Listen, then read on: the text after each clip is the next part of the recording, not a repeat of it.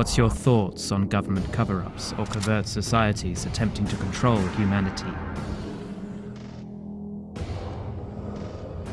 Do you believe in ancient astronauts, intergalactic communication, or extraterrestrial visitations? Ever had an experience with disembodied spirits or the paranormal universe? Are these subjects fact or fiction? Each week, Tony and Eddie explore these unbelievable realities and beyond. Exclusively on Truth Be Told.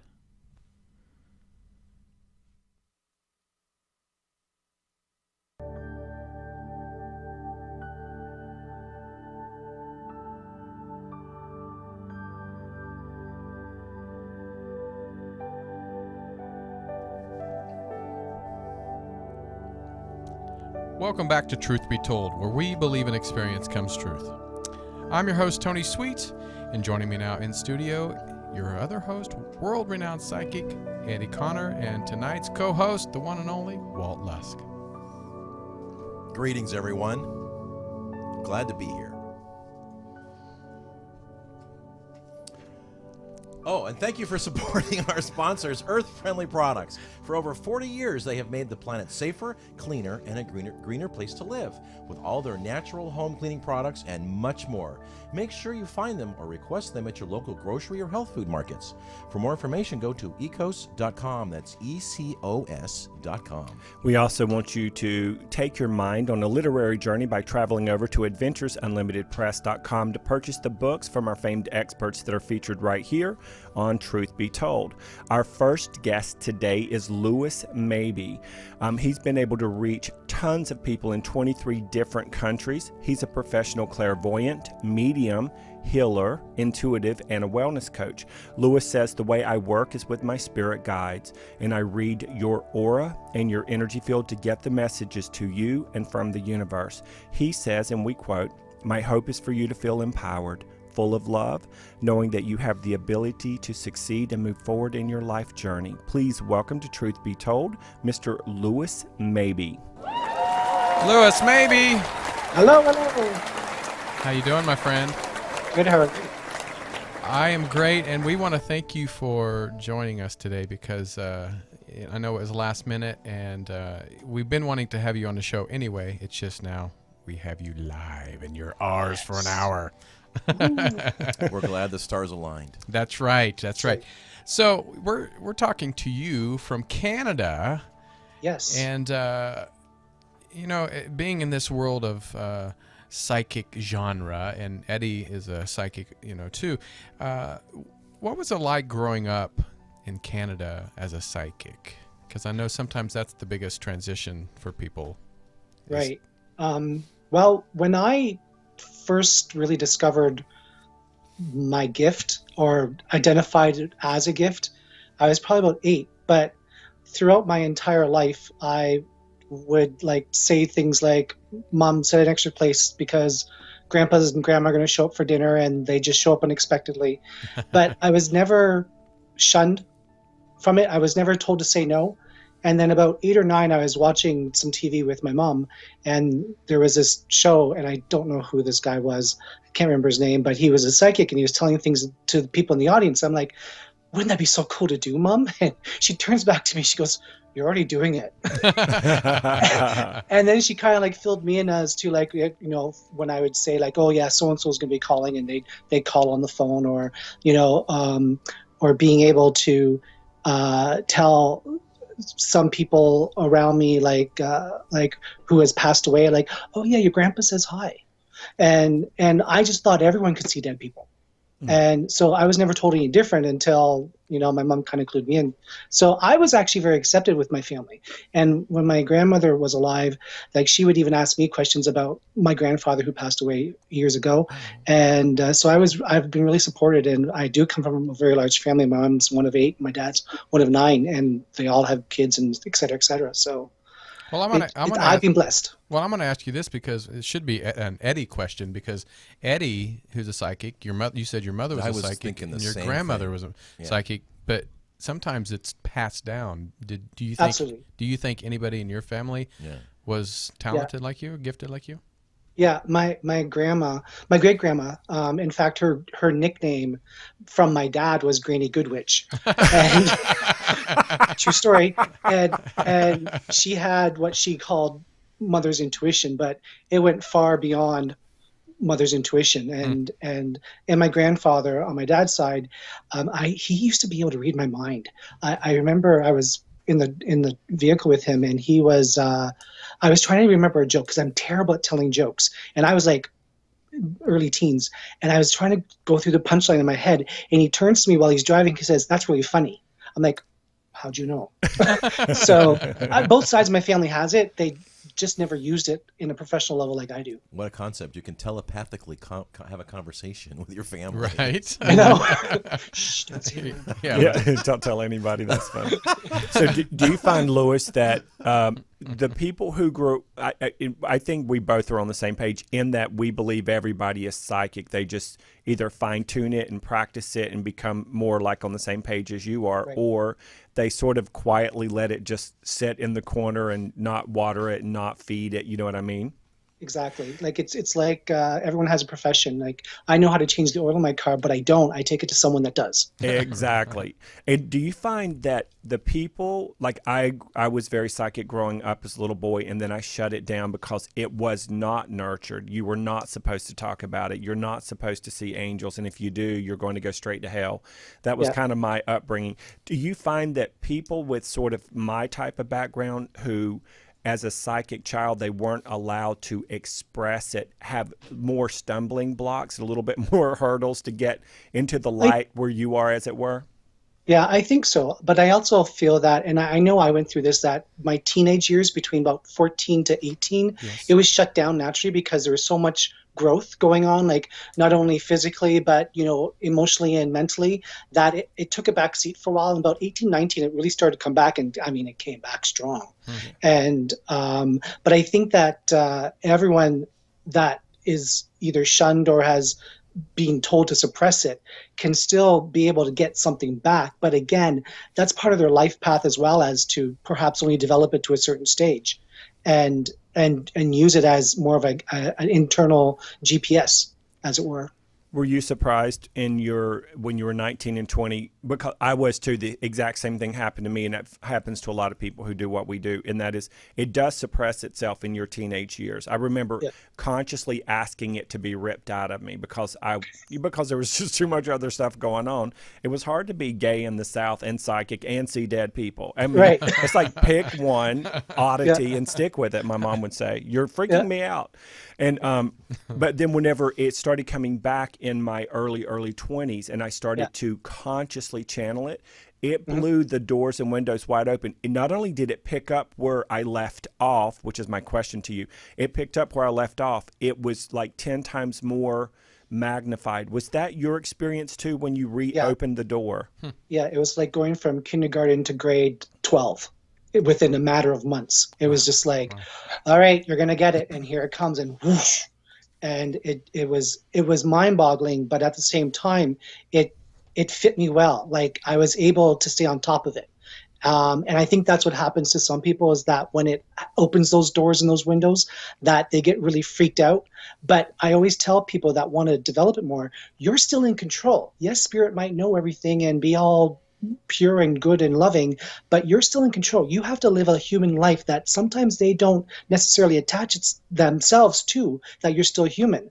So I always say, like when I was probably about 5 or 6, the way I used to see dead people was their faces would melt. So I was like petrified, obviously. Well, yeah. And I had this notion of saying, you know what, if I'm supposed to be seeing this, I remember sitting on the couch and I was like, why am I seeing it this way? And so I just started to talk out loud to myself, whatever. And I said, if you want me to see this, you have to show me a different way so I'm not scared. And they listened. And now when I see someone closer to their death process, it's green smog over their head. And so the more condensed the green smog is, the closer they are to their final hours, kind of thing. But you have to be in control of it. And I think sometimes what happens is when you get blasted, it's so overwhelming that you're just like, stop, shut it down, and don't talk to me ever again. Now, Again, this is probably an Eddie question, but Eddie said he's a psychic, but as a medium, you're a. Well, I'm a big old psychic. I'm a stadium-sized psychic, but I'm only a football-sized medium. Right. And but now I'm trying to cultivate the mediumships, and everybody thinks I'm a good medium, but I'll tell you right up front, I am not even a small medium at large. I'm just, but it does, when it happens, it just happens. I feel I don't have control over it. So I guess what you're going at is, how much of a medium are you, Lewis, and how much of a psychic are you? If you had to put it in ratios, how would you explain it? Good question, because fortunately for me, I'm good at both. For example, John Edwards, he's a phenomenal medium, but he has to let spirit guide him, or is my understanding of the way he works. He lets spirit guides him to whoever needs to be spoken to. Yes. Where I can go into a crowd and just automatically start picking up things. Now, I'm not saying he can't, but how he works, what I've seen is the way I described, where I can just go up to someone and start talking to them. Like, for example, today, one of my clients, she recently lost both her mother and father in a short period of time, and she wasn't saying anything. And I'm like, I'm saving the best for last, right? Oh. and for the last 10 minutes of her session, that's all I talked to was her mother and father. And then before that was just about where she was in life, where she needs to be going, who's around her as far as physical and career and love and relationships and all that sort of thing. So I feel that from what my feedback has been from people is that I'm very fortunate to be strong in both. That's good. But every person has a different way of getting the messages. I just understand very clearly for me how my messages come about. Well, you have a great quote in your bio. It says, "The way I work is with my spirit guides, and I read your aura and your energy to get the messages to you from the universe." Define universe in your opinion. The universe is multi-dimensional, multi-layered. It's like a place where I don't define it as heaven, because that's part of the makings of it. The universe is just, it's there. It's all knowledge. It's where creation is. It's where our souls go back home, because this isn't home. I consider Earth hell. I consider this. This is our school. This is where we learn. This is where we fall down. This is where we hopefully get back up, and we fall down again and get back up. And then once our mission is complete, we go home, and then we go celebrate. So that's, to me, where life really truly is on a soul level. And here we're a soul being a human for 50, 60, 70, 80, 90 years. When's the first time you met your spirit guides? And will you tell Tony's audience what spirit guides are? So, yeah, the first time I met my spirit guide was when I was 3. I was laying in bed and I was woken up by this woman who was sitting at the edge of my bed. And I just remember being able to put my hand through her. And I was playing this game as she was talking to me, and just being able to put my hand right through her belly. And her name was Sylvia. And a spirit guide, angel, same thing. I prefer using spirit guide because their job is to guide me. And emphasis on guide, because angels and spirit guides can only help you with direction. They can't do the direction for you. And so what I have is, I call it my jury. I have 12 other guides that are constantly like critiquing me, I guess, in a sensible way of making sure that I'm fulfilling my obligations of what I signed up for in this life. And if I don't, I get the proverbial universal slap up the side of the head going, smarten up. And you don't want a spirit guide or angel to slap you, because it hurts. Yeah, not more than 3 times. Right. Exactly. And so everyone is born with them. My theory is, and I think a lot of people share this same thing, is that we're all here because we've had previous lives together. Your mom has always been close to you. Your father has always been close to you in other lives as well. That's how a soul can kind of have that, oh yeah, I remember you. Yeah, I'm not a total stranger here.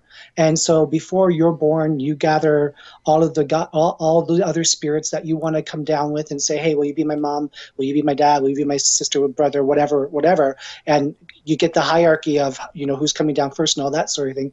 And once the action plan is designed, we start the process of being born here on Earth so that we can coexist and learn our lessons together and separately or whatever the case may be. So a spirit guide is there to make sure they have your roadmap. So they're there to make sure that you're following your roadmap. All right. So someone that's not considered a psychic, I'm an empath, but why does everybody, or not everybody, when you say spirit guides, why, if they're so pure and so majestic, why not just one spirit guide? Why multiple spirit guides? Why do you think there's multiple? Because even over there on the other side, the universe, heaven, whichever we want to call it, there's tasks and there's roles, and even a spirit guide. Just like here on life, we start kindergarten at age 4 or 5, and we graduate every year after we're doing our job. Right. Just like spirit guides, they do know everything, but again, they have to learn, because they're guiding you. They have to learn how to guide you properly. And so they have to get used to the human existence of how we're so stupid that we're resistant to learning. And so some are really proficient than others at different things. And so therefore, some people here on Earth are what I call schoolhouses, because they've agreed to be a schoolhouse for guides that want to learn. So a guide will come in as you're going through something they need to learn to be proficient in, so that they can help another human somewhere else. And once that mission is done by the human, they leave and another one takes its place to learn whatever else. I love your definition of that. And Tony, that's a great question, because it's just like over here, it's similar over there. We have all these different jobs or titles, and we don't usually get the promotion in whatever job we're doing until we earn it, as it were. Exactly. And in non-physical, I'm sure you already know about this, Lewis, the book by Jane Roberts, The Education of Oversoul 7. That book, it absolutely unequivocally explains. It's written in fiction, of course, because like she needed another person to burn a cross on her front lawn. Right. Exactly. But it's written in a fiction format, but it talks about how each soul has an oversoul and an oversoul and an oversoul and an oversoul to guide each of the souls in those layers to help each of us. And there'll be a soul or a spirit guide that will help numerous humans simultaneously in multiple dimensions at the same time. And so they get their wings, as it were, and they get their little extra halo here and there as a result of it. And the thing about Earth and school, the Earth being a school, is we have free will.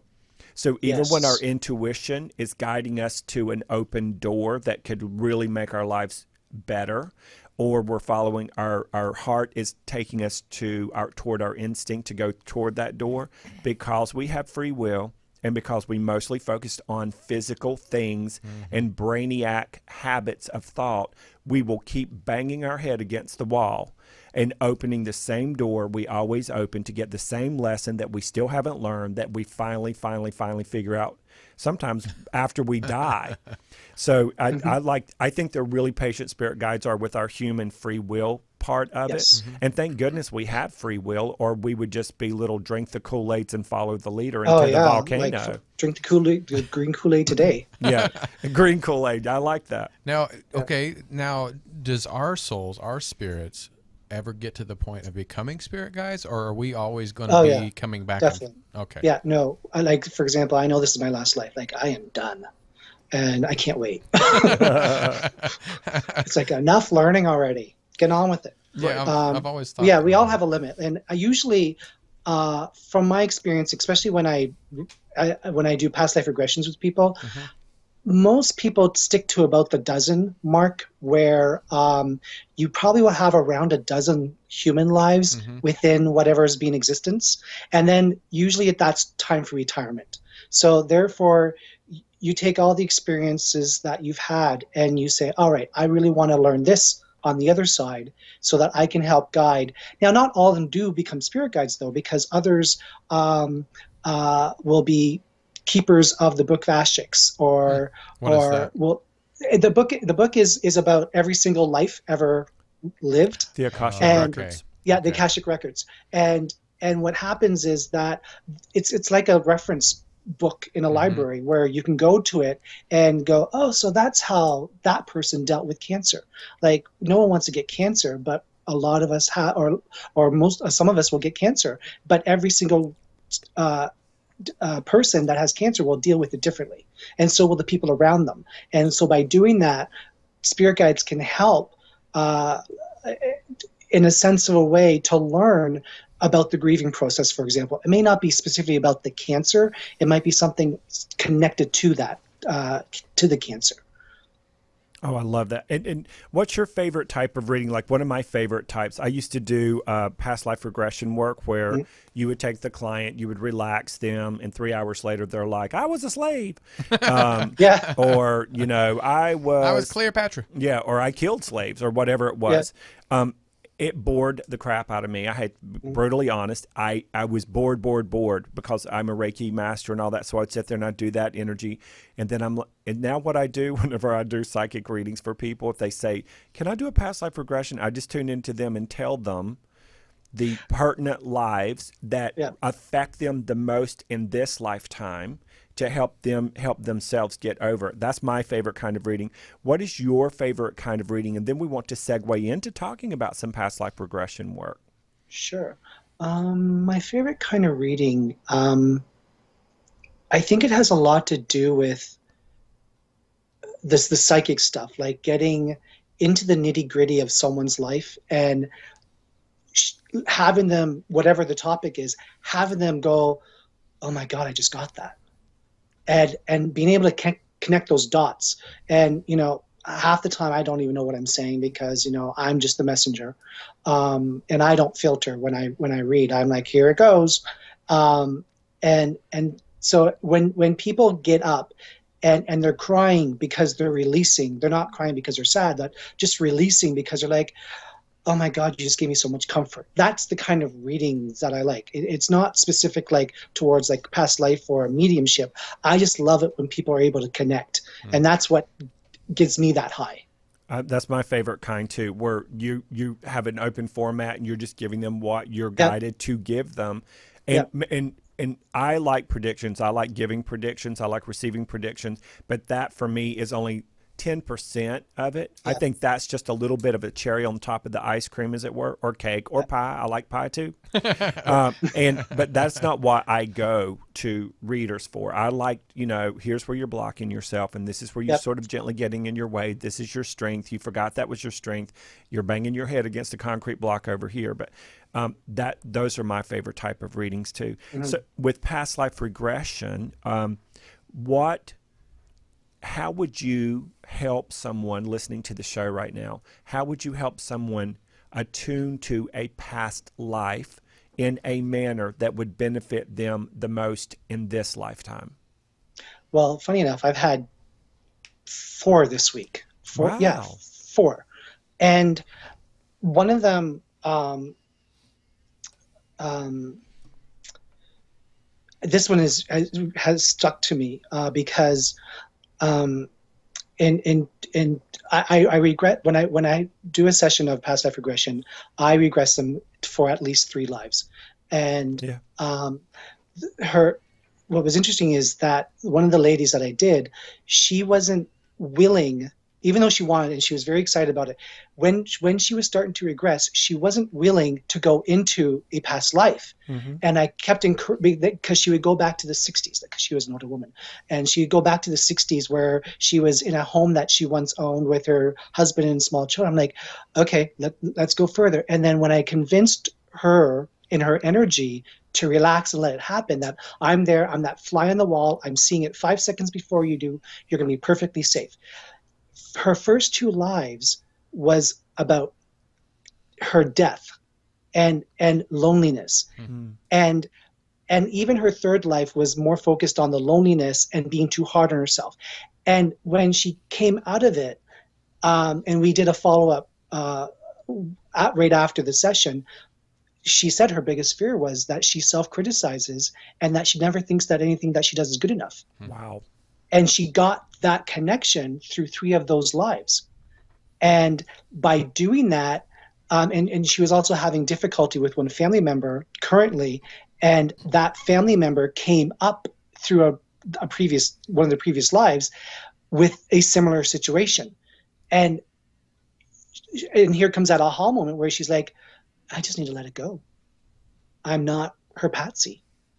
Wow. And she just left happy. Like, she left happier than ever, even though it was scary at first, but she understood the lessons. I'm sure she was relieved. Yeah. Yeah. Oh yeah. And- yeah. It brought closure. Yeah. Well, and I love that story for this reason. Most people, they go in, I want to be Cleopatra. Make it happen. Yeah. And meanwhile, it's kind of like she got I love that you do it in 3s, because, and I want to point something out and tell me if you feel the exact same way, Lewis. When you have a past life regression, you relive that life. You relive the feelings, the attitudes, the emotions, the loneliness, the wins, everything, and it all comes to you in like 100th of a second. But in every atom molecule of your beingness, you relive that feeling, especially at the end of your life. And when you're coming out of that physical body in that past life, as you're exiting it, you know exactly what your lesson was when you got to that lifetime, and if you fulfilled it when you left that body. And the fact that you take them to 3, I think sometimes it takes us 3 times to get it. And I think of 3 as a holy number, as it were, a high frequency number. And I love that it clicked for her. I call that the ding, ding, ding, ding moment. Exactly. You say like a validation? Oh, yes. And it validates them in such a way. You can literally see them float out of your office. You can see the weight off of their shoulder. You see the sparkle come back to them.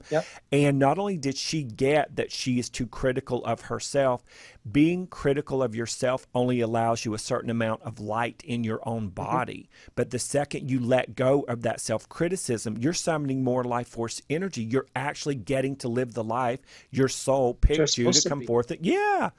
That was flawless. That gave me psychic nipple erection. Oh, right on. Yeah. And so, if you're just tuning in, you're listening to On Air with Tony Sweet's Truth Be Told show. I'm Eddie Connor. I'm Tony Sweet. And I'm Walt Lusk. We are talking with Lewis Mabee. You can go to his website, lewismabee.com. He spells his last name Mabee.com, lewismabee.com.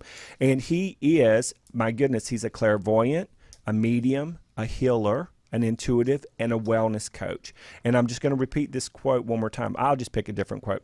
He says, my hope for you is to feel empowered, full of love, knowing that you have the ability to succeed and move forward in your life journey.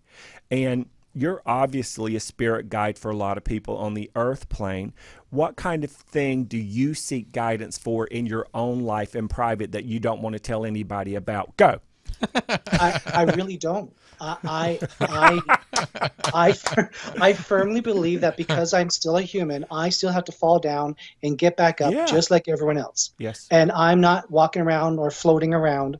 I actually love learning lessons because I understand through all, like, if I say it, that means I've been through it on some level. Yes. So I thoroughly, like, I don't have regrets in my life. I don't live in regret, and I don't ever think of life as regret. I think of it as a challenge that I won. Wow. And because I tackle it that way, I don't have mountains to climb. I only have hills to go over. That's nice. And sense. I make life easy. Life is supposed to be easy. We make it hard. Absolutely. We want to screw it up on purpose so that we can say, see, can't do it.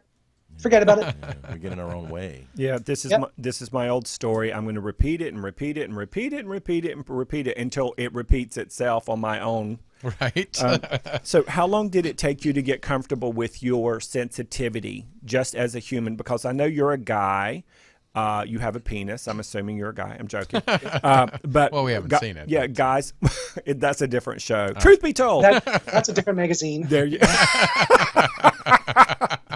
Naked Mediums. That's right. And so, yeah, that's a small medium at large. That could work to your advantage. I'm a grower. Stay tuned. Yeah, and so I'm a guy too. I have a penis, and I was super sensitive as a kid, and boy, it was so not good to be that. So I had to be what I called quietly, secretively sensitive and sort of buck up, if you will. How long did it take you to really embrace you being a man that's highly sensitive in a way that's traditionally not accepted by society?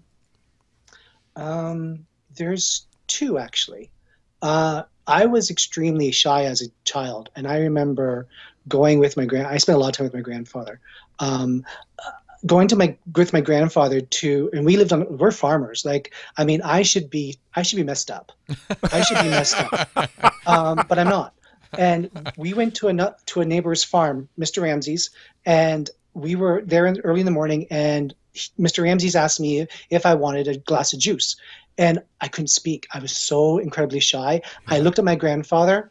He knew what to say. And so moving forward, grade 12, I had to break out. And I just decided to say, screw it. Here I am. And, up yours if you can't take it.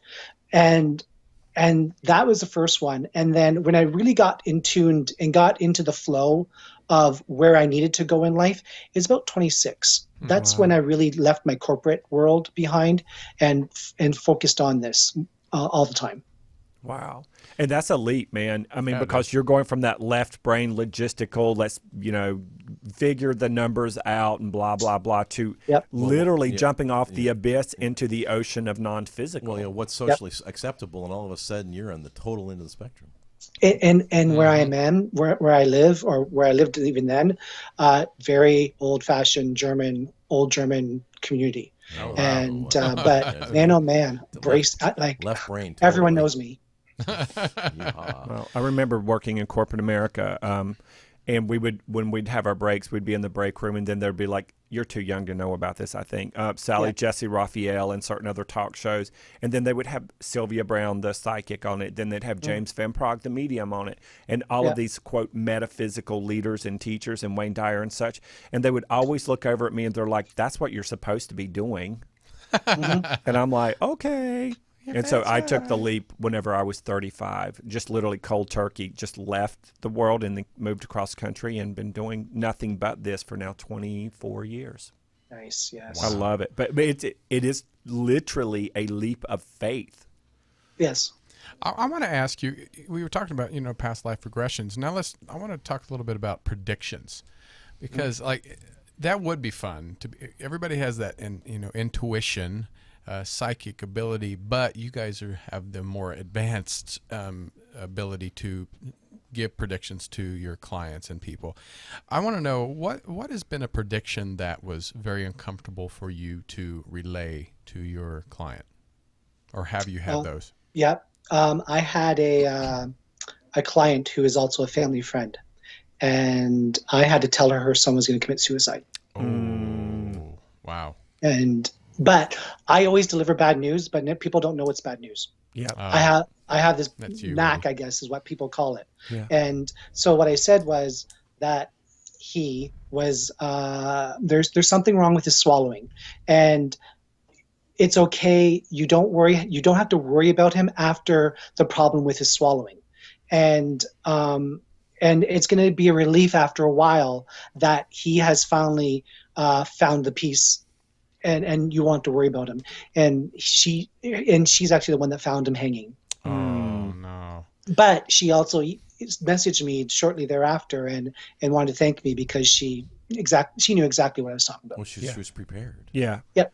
Yeah, and don't you love that they give news in a way, if it's a bumpy, and I tell people this in the opening interview before I close my eyes and start the reading, if they tell you, if they're going to give you information that is going to shake you up, or make you feel a little vulnerable. They'll give it to you in a way that empowers you to the core of your being as well. And they usually give it to you in an entertaining way, meaning most of the stuff in the reading in a way that makes you feel uplifted and supported anyway. Yeah. Well, Yeah. Oh, go ahead. Nope. Well, I was just going to say that when I'm connected with my guides and whoever is sitting across the couch from me or on the chair and their guides and I'm reading their energy, sometimes I hear, just give it to her or just give it to him. Yeah. And it's like, all right, I'm like, here is the message. It's going to be blunt. It's going to be in your face. Don't shoot the messenger, but here it is. Yeah. And most of the times they'll be like saying, thank you. I needed that. Well, I'm going to ask you and Eddie about suicide, because there's a lot of people, we don't want anybody to commit suicide. But is that something that we chose before we came here, or is that some people that just kind of wanted to end it early and get back to the other side? What I truly believe there's two types of suicide. There's one suicide that's written into your life chart. That's how a soul wants to learn how to take their own lives. Not every soul needs to learn it, but there are souls out there that want to have that life experience, because that will help others when they decide to be a guide or whatever. Right. They'll be able to help whoever when they pick that journey. But then there's also a suicide where it's like abort the mission. When a person writes their life chart and then they come down and they wrote too much into their life chart, they have to abort the mission because they're just not going to accomplish it. And so that kind of suicide is recycled. So therefore they have to do a suicide. They rewrite a life chart to make sure that it's lighter, then they come right back down. So you're talking about that we actually have we raise our hand too many times and Yeah. volunteer for too many things in one lifetime. I'll do it. Yeah. Stop being teacher's pet. Yeah, and you blow fuses. Wow. And I not only did not that, know but you can't do a whole lot of stuff really good.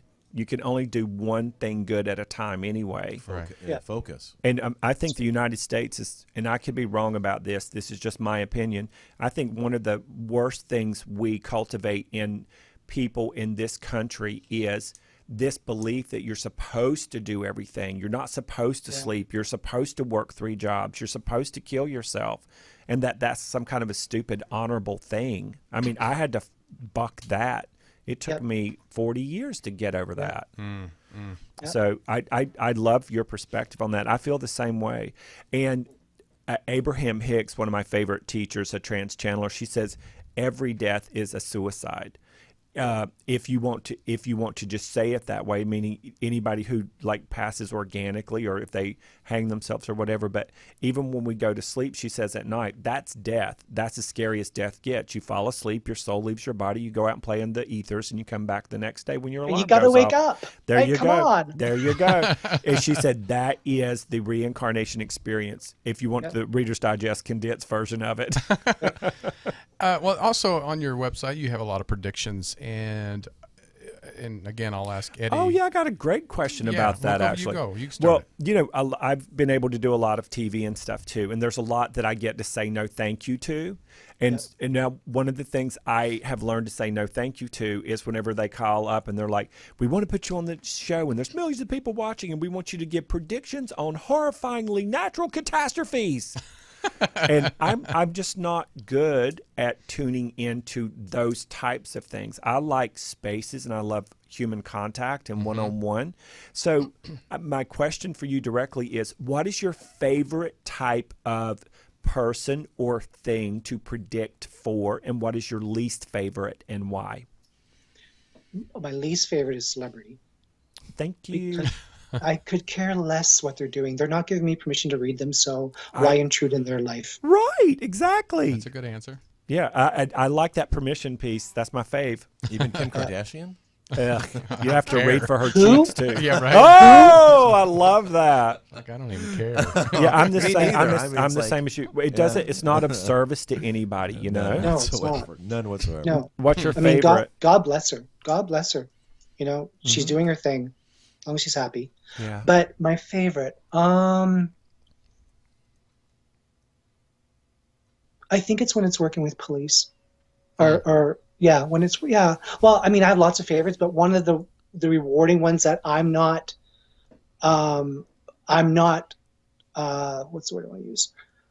where I don't have to have feedback, and I don't expect feedback, period. But when I work on missing persons, or when I work on death, trying to find a body, for example, with the police and that sort of thing, and then when they're able to reunite the body or the experience of having that remains being identified and being able to have closure for the family. Definitely closure for sure. Yeah.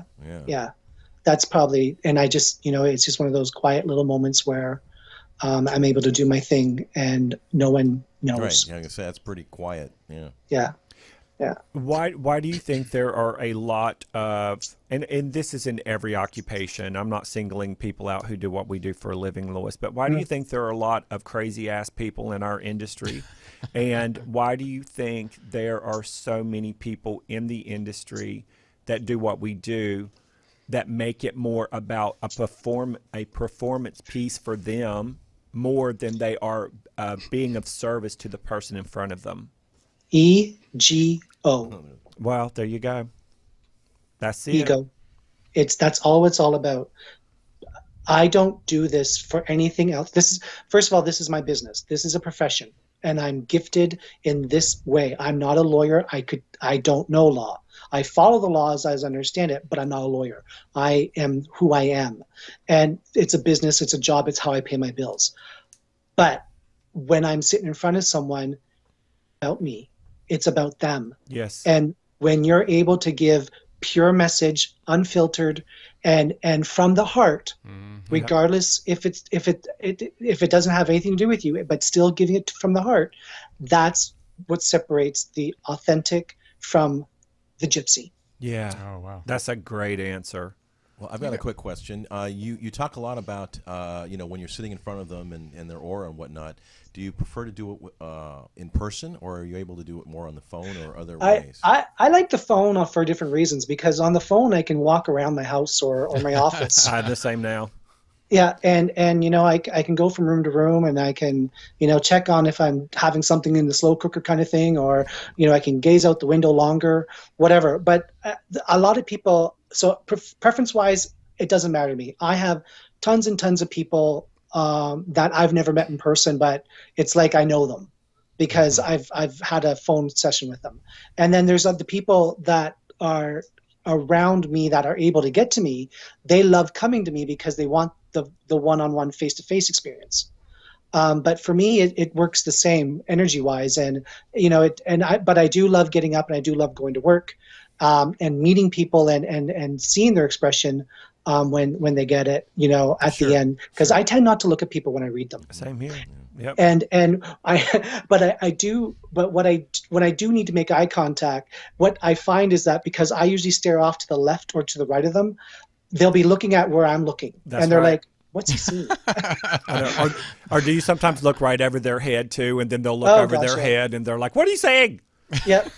It's like, someone here? I'm like, no, don't worry. It's so, yeah. I know. You have something in your hair. It's Aunt Matilda. Yeah, I didn't even know that I did that until people started looking up. Yeah. And the other thing is, I'm just simply looking for a blank space that I use as a movie projector screen so I can start seeing what they show me. Right. But when I'm sitting there one-on-one with them in person, I usually sit with my eyes close to the whole reading. But whenever I do phone readings, I am just now at the point where I'm not sitting there like I'm in church and just sitting real still and my ass is numb.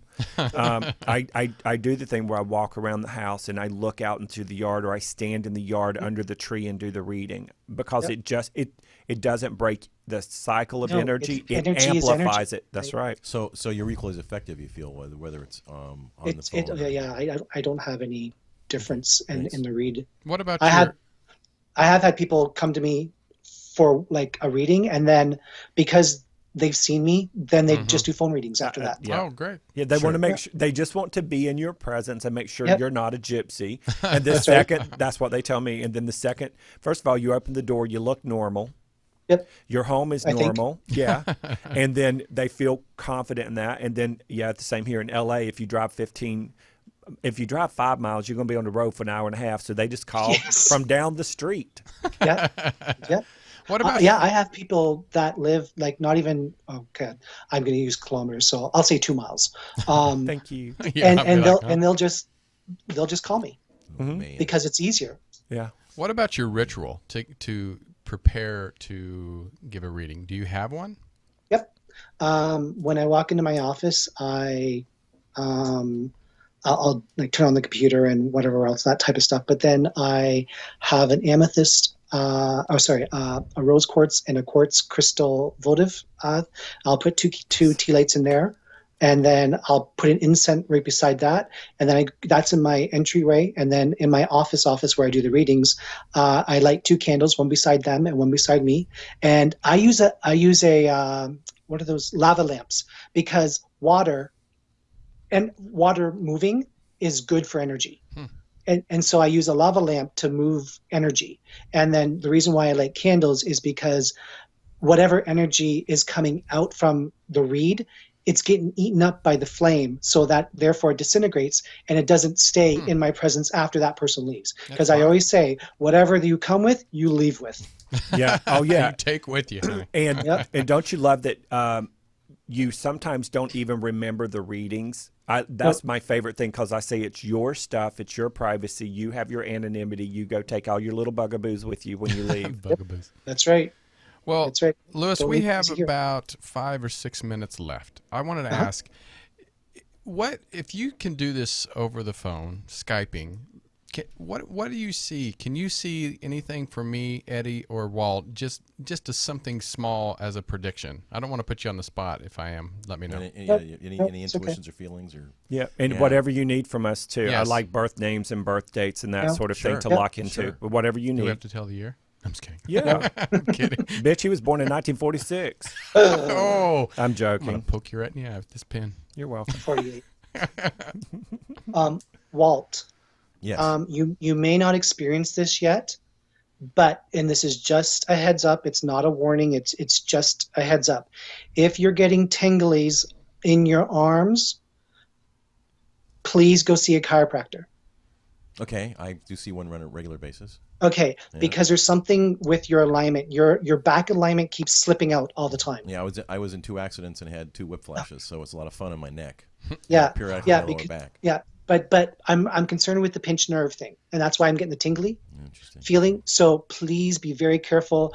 Do not walk one way and turn the other way, because you do have a tendency of being distracted when you're walking.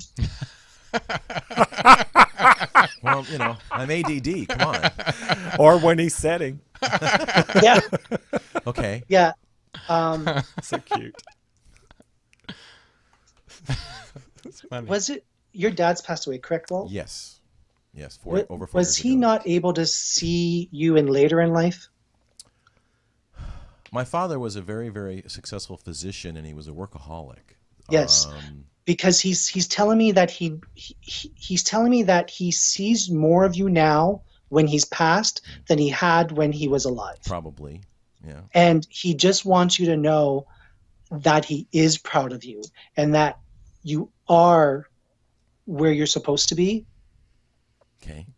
And I don't think it has anything to do with, like, for example, he was a physician, so everyone expected you to be something on that Right, level. Right. But Which I'm not. no, but at the same time, though, you're happy. And that's what it's all about for him, is that you're happy. Great. Great. I great. love that. Thank you. That was Wow. nice. That was nice. That felt so sweet, actually. Yeah. Thanks. Because I don't think he was able to explain himself properly on the emotional level. He was a great physician to his patients. Yeah. Yeah, but family-wise, it was kind of like recognized unbelievably. But yeah, his family is a different story. yeah, yeah. That's great. Tony, Oh Lord. Just kidding. 1946. you better pray. You better pray. But he's not smiling, so that must be true. Well, No, he's just kidding. tuning in, Yeah. child. He's tuning in. You haven't seen nothing yet. The next 2 years, especially going into 16, actually some of it will filter in through 15, but 2016, 2017, you're basically becoming a household name. Wow. there's going to be some sort of transference, not only energetically wise for you, but you will overcome a hurdle that you've been working on for a while, and slowly are realizing what that hurdle is. And once you overcome it, oh yeah, would you please allow people to help you? Damn it. Oh my God! Oh my God! Oh my God! That was the sweetest bitch slap ever. Yeah, right. Thank you. It's You true. are so freaking stubborn. Let people help you. Spank away. You help. Yeah, turn over. Promise is promise. No, just kidding. Yeah, you're getting proverbial. You know what? You help so many people, and you don't even realize how many people that you help. And they want to return the favor, and you're like, oh no, I'm good, thanks. No, don't put yourself out. Let them. They want to. Yeah. Well, They you're need to. Yeah. you're absolutely correct. You're right on. That is hysterical. I am stubborn. But 16 and 17 you're gonna feel that you're gonna have to pinch yourself just to make sure you're still awake. Wow. And not every day's gonna be a bowl full of cherries. You understand that. Of course. But No. for the most part, you're getting out of your own way, and you're doing something about it. Finally. Yay. Yeah, that's a I life love that. lesson. That is a Absolutely life lesson. awesome. Yeah. What's funny is you're the fourth psychic, astrologer, numerologer, healer that's told me that. Yeah. It's crazy. Wow. Are you getting the message then? Well, maybe I'm like the fourth time the charm. No, just kidding. Yeah. You better shine up. Oh, I love this one. I love Lewis. I need a good spanky. All right. What do you see for Mr. Eddie? Uh-oh.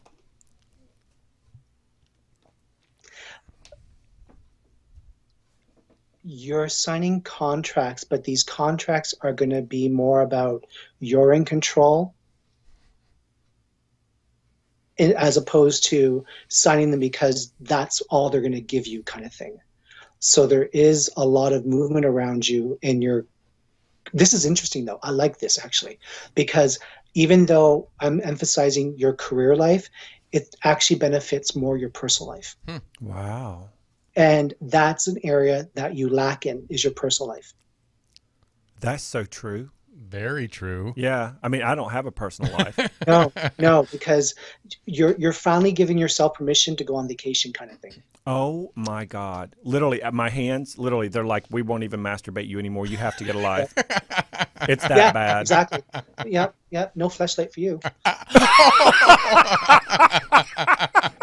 I know what that is because I saw a commercial. What porn site were you watching again? A commercial. Oh my God.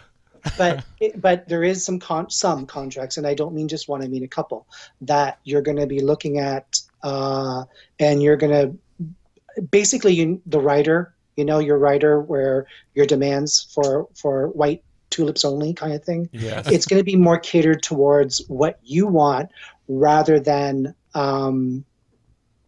what they're just willing to give you. Now, there's also something around you about syndication. It's crazy. And so watch that though, because to me, it feels like it could get really out of hand really quickly, and you need to make sure that it's in tempo. And that's the third time I have heard that. That's unbelievable. Yeah. And who are you? The one that wants the dog? I have been wanting a puppy, but I won't let myself have one because I work at home, and I would not let my dog in the room where I do the readings because people are allergic. Really? Yeah. Oh, I let my cat do it all the time. Yeah. Yeah, my cat's is a lap whore. Okay, well, anyway, you're getting a puppy. Oh, You're finding a way, and you're getting a puppy. Hercules. Thank you. Now, and so listen, we appreciate that. You're spot on. We put you on the spot. You hit the nail on the head with all three of us in your wonderful impromptu out of the session. ballpark.